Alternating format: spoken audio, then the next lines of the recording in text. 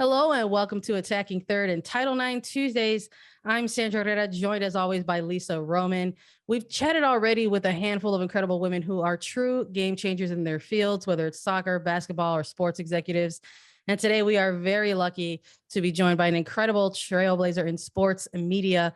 From CBS Sports Networks, we need to talk a television personality and only sportscaster, man or woman, to have worked on the network broadcast of the Final Four, the Super Bowl, the World Series, the NBA Finals, the Triple Crown, the Olympics, the US Open, and the World Figure Skating Championship. First TV NFL analyst. Welcome, Lesley Visser, to the show. Welcome, welcome, welcome, welcome. Sandra, Lisa, I love this. I love young women. As you can imagine, when I started, it was sort of three of us, I think, nationally. And now there are so many thousands that I love it. So thank you for having me. Thank you for joining us. You know, as women in sports media, of course, we are thrilled to be speaking with you. You're a legend for so many across the landscape in terms of sports personalities, athletes, etc. And here on the show, we're celebrating 50 years of Title IX. And what we've been doing with all of our interviews here, sort of kicking off these celebrations with an early question at the top of the interviews.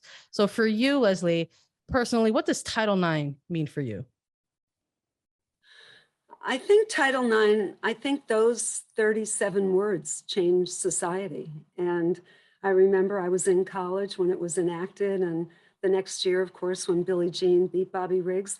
I always say I think that was the seminal moment of the women's movement, because her victory was about gender equity, it was about social equity, financial equity, everything that every female athlete ever dreamed of.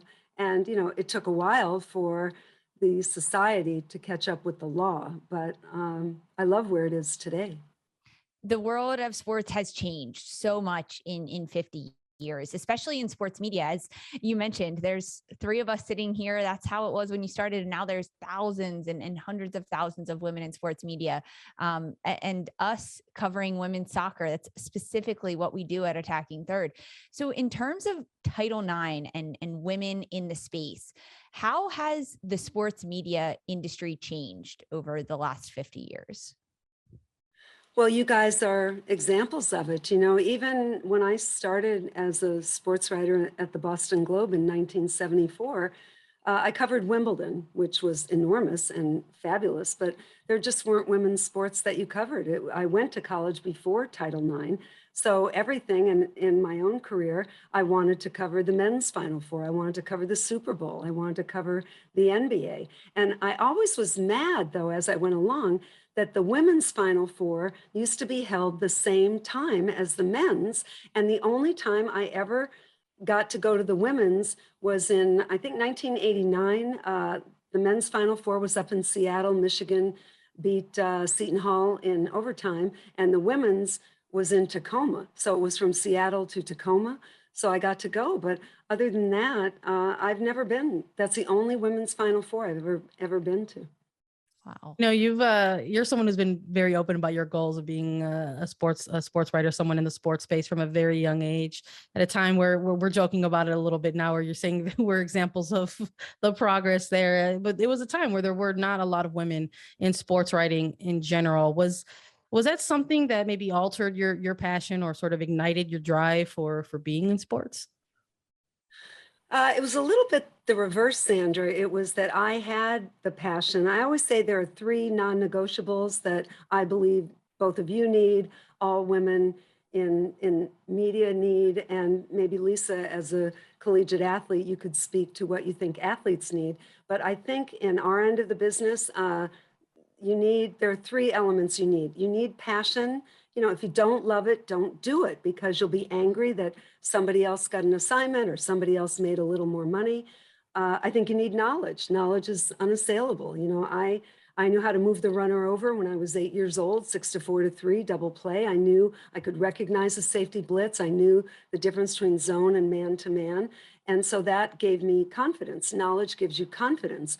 And the third thing is stamina. I mean, you guys are already at a very high level, but you know, I always say that Ferris wheel comes down and you better have some kind of fortitude to hang in there. But like you mentioned, Sandra, when I started, I think we used to laugh that we will have made it when we weren't on each other's Christmas card list because there were only like 4 of us, 5 of us. So I love that there are thousands of women now that I haven't even met.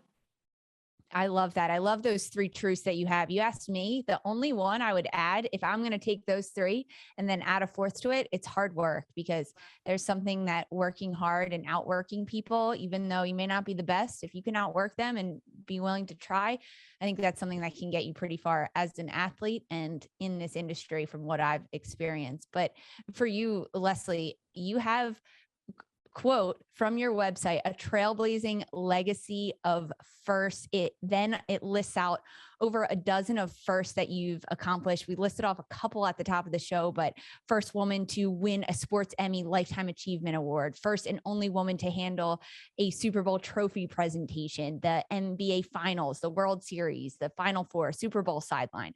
So many of your firsts are for women, and a lot of times it's first and only woman to do that. Can you walk us through some of those big first moments that you accomplished, and how did it feel to be the first? Were you aware of it as it was happening?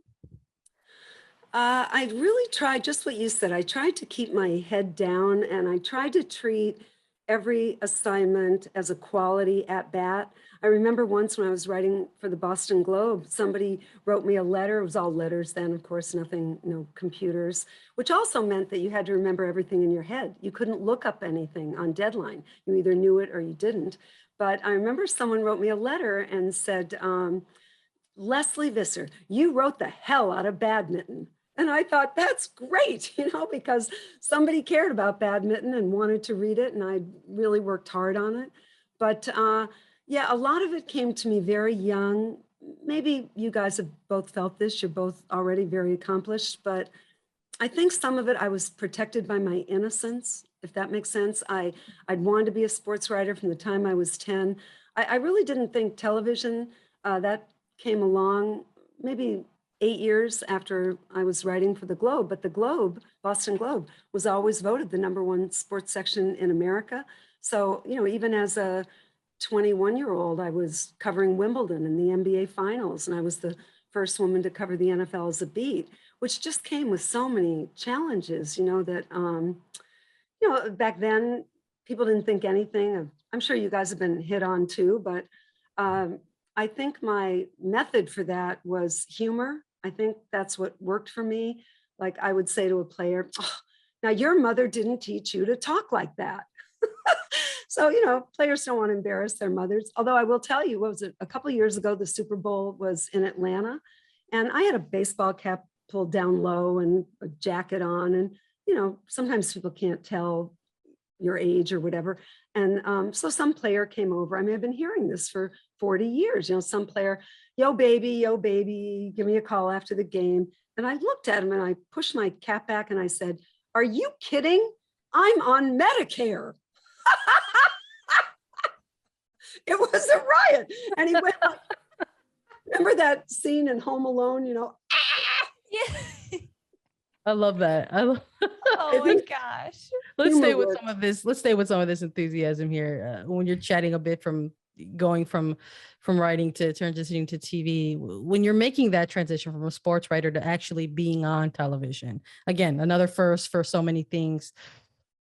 How was the industry different from when you transitioned to television, right? The concept of people seeing your face, hearing your voice, watching your body language versus just simply kind of reading your byline. Oh, that's a great question. There was a lot going on then. Number one, I knew all the sports, but I had no idea. And I didn't start in Albuquerque or Des Moines. I went right to CBS Network at a time when there were only 3 networks. And I was very conscious of my presentation. Did I look right? And there were no other women. There were no other role models. So there'd been athletes, the great Donna Deverona and people like that. But Phyllis George had been before me. It was a great friend of mine.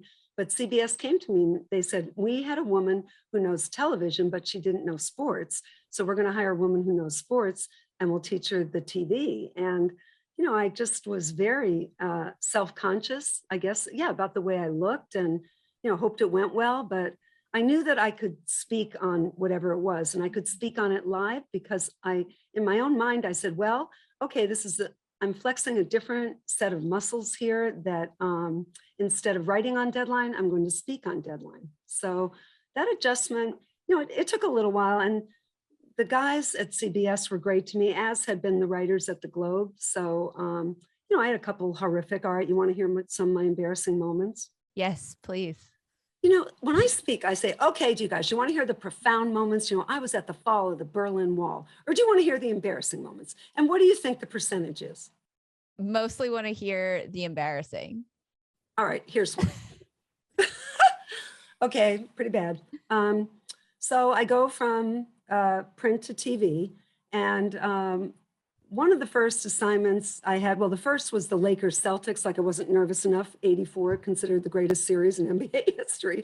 But I did the US Open, and there was a player, Hana Mandlikova, who was from Prague. Martina had been her idol, and she had a great summer. She went from 55th in the world up to 5th, and she actually won the US Open that year. So now I'm out on court 16, and we had the great Brent Musburger, and he said, let's go out to Lesley Visser, who's with Hana Mandlikova. She just won her match early round. And I said, Hana, to what do you attribute your sudden rise in the rankings? And Hana says, did I mention she was from Prague and I was kind of new at TV, right? I mentioned both of those, right? Mm-hmm. Okay. So I say, to what do you attribute your rise in the rankings? And she says, well, I think it is my new couch. So I thought, I don't know, maybe she's sleeping better or something. So I said, oh, did you get some new furniture? To which she replied on network television, don't be ridiculous. Billie Jean King, my new couch. Gotcha. Oh my gosh. Coach to couch. Yep. You got it. And you're live on top of all of this. You're live. And CBS played it a million times. Oh, remember that time, Lesley? So I just laughed. I laughed. I said, really? What is does that tap into what you were talking about? Like just sort of like trying to still keep that sense of humor about everything? I love Definitely. that. I mean, the great writer Nora Ephron said, write it down. Everything's a bit. It is. If you can't laugh at yourself in those moments, then what are you going to do with it? How did you learn from moments like that and being live? Were there reactions to you being a female interviewing versus a male, or any reactions like that? Oh, yeah. I get letters at the Globe. I don't want to read you or any other broad in the Boston Globe. And then when I went to TV, there were people, not so much the players were pretty good. The coaches, I was from Mars, and I could see it from their point of view. The wives hated me because what was I doing? Trying to talk to their husband, the offensive lineman. But I think that everybody was adjusting. It was a true frontier. And we all did a lot of adjusting. And, I think the fact that, I was the first, now I'm the oldest, so I've hung in quite a bit. What have you learned from those types of moments where you were faced with that kind of discrimination, or for being a female or being old, which you're not? Well, at the time, in the beginning, I had such an attitude of gratitude that I never complained. There was no such thing as HR anyway. But I remember covering the Patriots. Of course, there were no provisions for equality. Actually, the credential I wore said no women or children in the press box. And there was no ladies' room, right? So it was really a alternate universe for women. So I remember that I'd have to wait in the parking lots after the game, but I was covering it for the Boston Globe. So my editor didn't want to hear, I couldn't get the right quotes or whatever. So it was this mad scramble out in the parking lot, because that's where I had to interview the players before they either went home or got on the Pittsburgh Steelers bus or whatever. And John Madden used to tell me I was caught in a two-way go, which is, it's a term for a defensive back who has to make a decision. Am I going to go up to cover the slot receiver? Am I going to go over to the wide receiver? What am I going to do? And has no help. And I had to make choices. Should it be the quarterback for the Patriots who lost, or should I go over to the quarterback for Kansas City who won because he won the game? So it taught me to be a real a true reporter. I mean, I had to do it all myself. And I really, in some ways, I'm grateful for it. You I had know it sounds to. weird.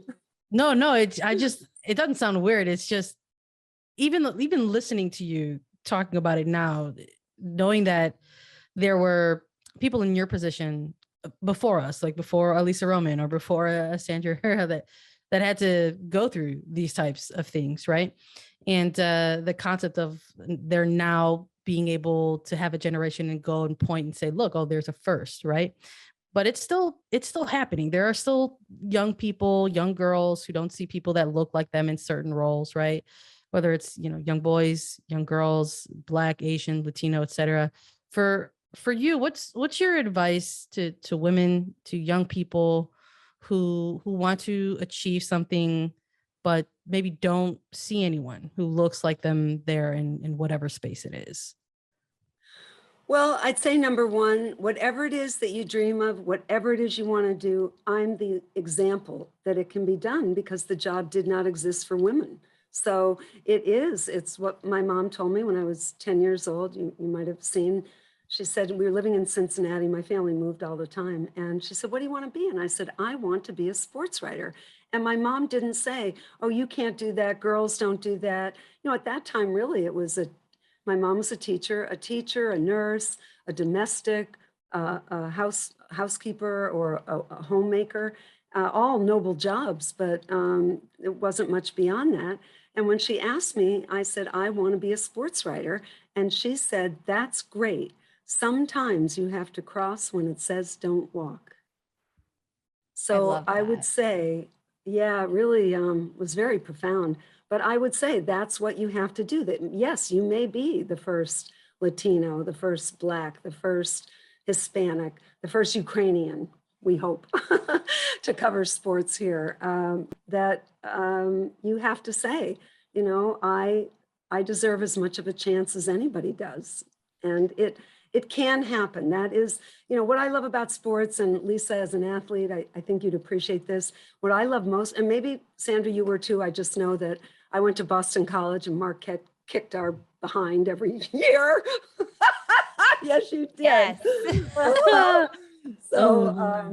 But what I love about sports, it's the great meritocracy. Like, it doesn't matter, where your father went to college. It doesn't matter how much money your mother has. Like, Lisa, either you scored the goal or somebody hits the jumper or somebody sinks the putt. And that's what I love about it. For you as a young person into this career, did you play sports? Were you active in playing sports? And maybe now knowing that Title IX is out there, how do you think that having Title IX now for women, young girls that want to work in sports media, being able to compete at a young age, like myself, being very fortunate to be able to compete collegiately and then transition into this role as a sports media person, how do you think that benefits them or changes the trajectory of a career? The whole thing's enormous. I mean, this is going to sound like the 1800s to you guys. So you're going to have me on again to talk about more modern, but this is a true story. When I was in high school, I went to high school in the Berkshires of Massachusetts. And at that time when I played, there were 6 people on a side in basketball, and I was one of the rovers, which meant only 2 of us could cross mid-court. I know it sounds like black and white, but it was something like 1 in 600 girls then played high school sports. Now it's 1 out of every 2. And I think everything that you learned in sports, even I learned at, not a very competitive level, but everything you learn is you learn how to be a teammate. You learn how to pass the ball. You learn how to strive for yourself. I think someone did a study, and there aren't that many female CEOs of Fortune 500 companies. All of them played on a college team. That's quite the stat. I don't know if Lisa and I knew that, A, and B, I'm not too sure how many of our listeners might know that either, but that's quite the stat drop. Yeah, I'm not sure if it is anymore, but for a while, Meg Whitman played lacrosse at Princeton. The ones you think about, the woman who ran Land O'Lakes, Butter, played basketball, I think, at Baylor. So anyway, for a while, that was true. And I think that's not a coincidence. Well, Lesley, when you were talking about the qualities to have in this industry, so much of them go hand in hand with being an athlete, right? Knowing your stuff, knowing your sport, being good at your sport. As so much of it goes hand in hand. And there are so many life lessons that you learn being an athlete. And we've seen that in the league that Sandra and I cover in the NWSL. So many of the players that are on the Players Association helping lead the league do a very good job at it because they are athletes and they're captains of their team. So the leadership really transitions over. Yeah, it's enormous. And it's not the only route there. I mean, the best, since I've covered the NFL for 45 years now, and the best play-by-play person in history is Al Michaels, and he never played one down of football in his life. So it isn't, I always say men aren't born with the genetic blueprint to know or love sports. That I loved it, and I learned it, and I had a passion for it. But I think definitely athletes who want to go into this job, they have learned those skills. And I'll tell you what was very not intimidating for me. I used to laugh about it, but I played high school field hockey, right? And I told you the basketball rover, and I went from there to like working with Dan Marino, and Boomer Esiason and Phil Simms. And, it's like they would talk about, when they got to the conference championship, and all I had was like, I beat Frontier Regional, 2 goals. I love that. I love that you've been dropping some wisdom that you've received from others. And I love that you've dropped the genetic blueprint quote, because I know for me, that's one of my favorite of yours. I would love to ask you, and we've been asking this of our guests on the show and celebrating Title IX. We've come a long way in the last 50 years, right? In just talking to you now, and you being willing to share your experiences with us and in our audience as well, in terms of gender equity and equality.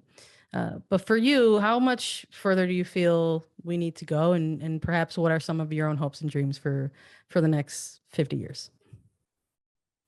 Well, I've saw it myself for years that women's tennis, people at Wimbledon, just as much, if not more, wanted to see the women players as they did the men. So that can happen, that people can have a surmounting passion for women's sports. And I think the 99 World Cup was about the greatest thing that ever happened in this country. And I don't know, were you guys born then? Oh, God.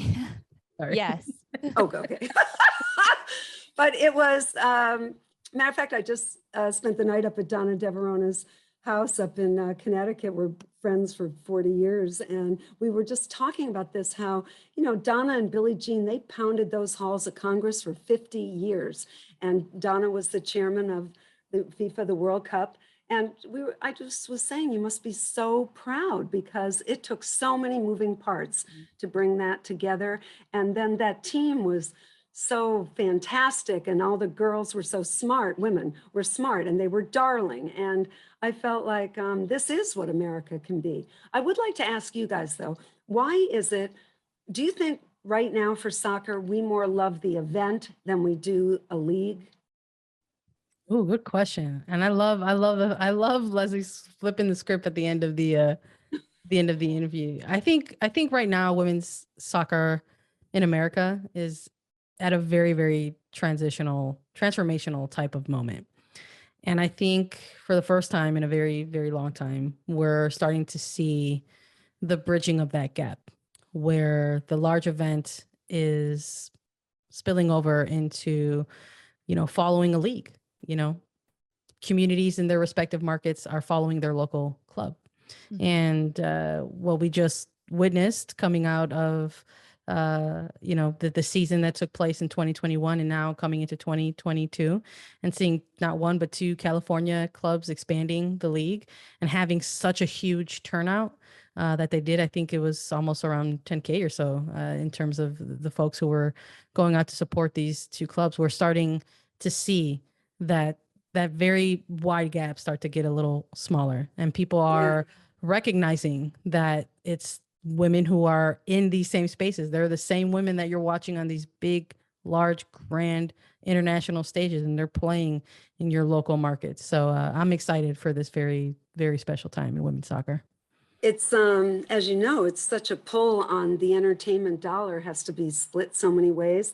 But that's what I thought it was lamentable that after, what was it, when they were runner-up in the World Cup? I live in Florida, and I went to see Hope Solo was with the Boca Raton Club. And I'm not kidding, this wasn't long after, and there were like 800 people there. Yeah. And I think it also has to do with just like we talked a lot about on this episode, how the landscape has changed a little bit, but I think it also has a lot to do with how people tap into their sports, right? How you going from writing to television, and these were the two mediums, right, in which people connected to the sports landscape. And now it's just, we're seeing the other evolvement of that is right. Yeah, as well. You know, where people can watch these games on Paramount Plus. There's a quick plug, right? Yeah, it is. Thank you. And you know what else? I think a lot of people might say, oh, okay, those Hollywood stars threw in to buy a team, but it's great. You know, they're going to bring more eyes. They're going to bring passion. You know, I think that's a wonderful move. And, you know, I don't want to hear from anybody who criticizes it. Yeah, I love it. And we're just going to get to see the continuing evolving of all of this moving forward. This was delightful. Lesley Visser, thank you so much for joining us and sharing so much of your story with us. We also like to thank our listeners. So thank you all so much for joining us along. Follow us on Twitter at Attacking Third for more. We're on Apple Podcasts, Spotify, Stitcher, and anywhere you listen to your podcast shows. We're also available as video. Subscribe to us on YouTube, youtube.com/Attacking Third. Thank you once again, everyone, for joining us. For Sandra Herrera, Lisa Roman, and Lesley Visser, this was Attacking Third. Thank you, guys. I'm just going to start listening to you guys all the time. Thank you. Thank you.